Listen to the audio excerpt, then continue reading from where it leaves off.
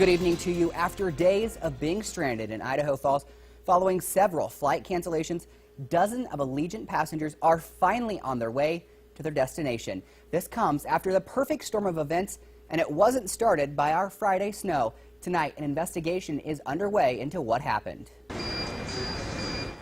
I don't know what to do. Fed up and frustrated, Joanne Kelly from Arizona just wants to be back home. I miss 75-degree weather. I'm here. It is beautiful, and I do love visiting my friends here. The former Idaho Falls resident was in town visiting friends. She was supposed to be back in Tucson on Thursday. Every flight Joanne was booked canceled for some reason or another. Her Thursday flight canceled because of a mechanical issue. It was rescheduled for Friday. The Friday flight canceled as well because of the weather.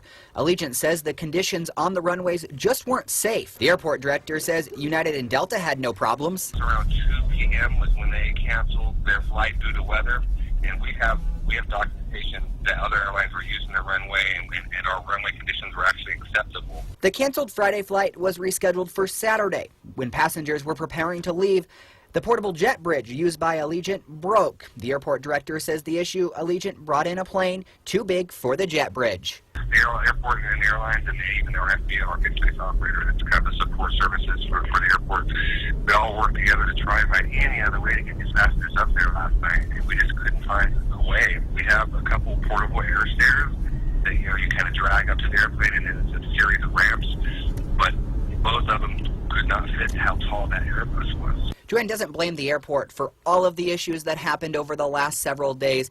She doesn't like the airport's way of communicating, but she says most of the blame lies with Allegiant Airlines. If there was a delay or a problem, they send another plane or they book you on another airline. I have never had this situation happen. A never-before-experienced situation turned into a learning experience for Joanne, an avid traveler. Fly Delta. I don't know what else to say. Or hire people who are more responsive to the traveler's needs. A message to Allegiant from one fed-up passenger. So Allegiant would not do a recorded interview, but they did tell me they dispute the airport's stances, saying the plane was the right size for the jet bridge.